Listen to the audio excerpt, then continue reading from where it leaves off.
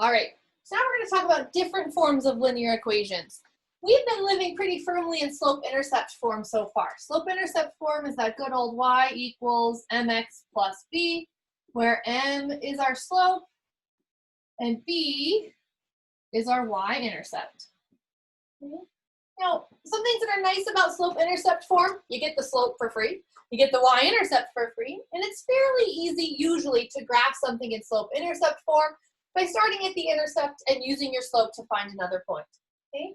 There are two other main forms of linear equations. Okay? One is standard form, and standard form looks like this: ax plus by equals c. And in general, we have the rule that a, b, and c are non-fractions. We want them to be nice whole numbers or integers. And we want a to be positive. Okay. All right. So what is standard form good for? Well, in general, it's fairly easy to get the x and y intercepts from standard form. They're not immediately obvious like the y-intercept is from slope-intercept form, but they're not too hard to get. And it turns out standard form, it's called standard form because it kind of fits into the general field of all types of equations. For example, if we think about the quadratic equation, which is not linear, it's quadratic or squared, that has a similar form to the standard form. And it turns out there's some things we can do mathematically with that. Additionally, standard form is really useful if you're solving systems of equation or trying to solve two linear equations at the same time. Okay? The last form we're going to talk about is point slope form. Point slope form looks like this: y minus y1 equals slope m times x minus x1. Point slope form is really useful if you know a point, x1, y1, and you know a slope, because it's fairly easy to plug into point slope form. Additionally, point slope form, it turns out, is really, really useful if you're moving on to business calc or calculus, because it's really helpful for doing things like linear approximations or approximating functions or finding tangent lines. So if you're headed to business calc or calculus as kind of your end goal mathematically, you're really going to want to keep point slope form in mind and kind of keep that in your pocket. Okay? All right. So what I want to do next is I want to kind of work with each form and look at what's handy about each form and what's not handy about each form. All right. So now I've put an actual equation or an example of each of these equations up on the board. So let's kind of look at what we can tell with each one of them. So let's start over here with point slope, the one we're maybe least familiar with. And what can we pull out of an equation in point slope form? Well, we know the slope, right? We can get the slope right here. So our slope is -1/2. What else can we get? Well, we can also pull out a point, right? Notice that living inside point slope form, we have a point x1, y1. Let's see if we can't pull out that point, x1, y1. Okay?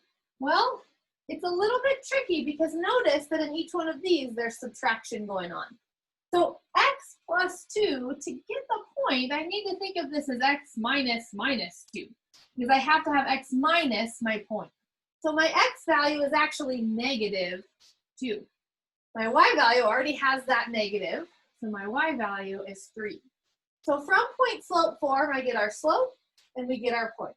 Now, in all honesty, that's really not something we do very often with point slope form. Point slope form is actually more useful when you have this, you're given a slope and a point, and you need to put something into an equation. We don't often go the opposite way, what we just did, take the equation and go backwards. But for the purposes of kind of introducing these, it's not a bad thing to do. Now, if we have a slope and we have a point, we can sketch a graph of this line, right? 1, 2, 3, 4, 5.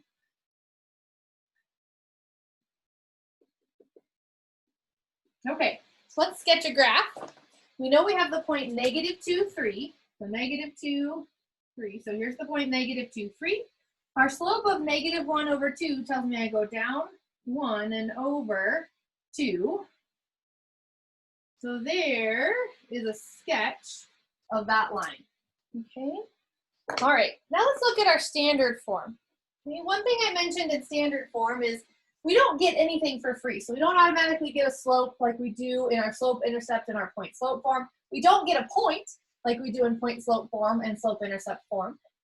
But it turns out that it's actually fairly straightforward to find the x-intercepts and the y-intercepts when we have something in standard form. So let's remember how we find x-intercepts and y-intercepts. To find an x-intercept, remember an x-intercept sits on the x-axis, so our y value has to be 0. We don't go up, we don't go down. So to find an x-intercept, we set y equal to 0. This is going to be true all the time. Anytime we want to find x-intercepts, we set y equal to 0. So in my equation, x plus 2y equals 4, I'll have x plus 2 times 0 equals 4. I'm setting y to 0. And then notice, this just becomes 2 times 0 is 0. So this just becomes x equals 4. So my x-intercept is at 4, 0. Not too bad to find. Similarly, if we want to find our y-intercept, well, to find our y-intercept, we're sitting on the y-axis, meaning we're not going right, we're not going left. That means x is equal to 0. Our horizontal movement is equal to 0. So if we set x equal to 0, we'll have 0 plus 2y equals 4. 0 goes away, and I'm left with 2y equals 4. Dividing both sides by 2 gives me y equals 2. So my intercept is at 0, 2.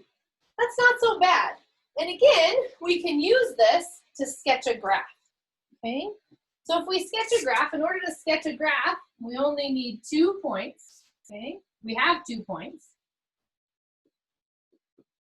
I have my x-intercept, which, wow, I didn't give myself enough, did I? Sorry. My x-intercept is at 4, and my y-intercept is at 2. That's enough for me to sketch this line, okay? So standard form, not too bad to find our x-intercepts and y-intercepts. Once we have the x-intercept and y-intercept, not too bad to sketch a graph of the line. Now, good old slope-intercept form that we know and love. We get our slope for free. We get our intercept, our y-intercept for free. Okay, and using those two things, we can certainly sketch a graph of this line, right?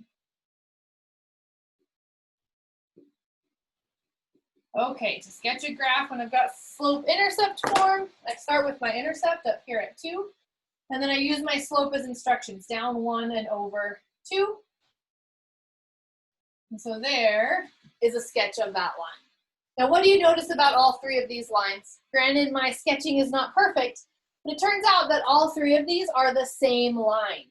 So each line in the box here, right, is a different form of the same line. These all show the same line, just in 3 different forms.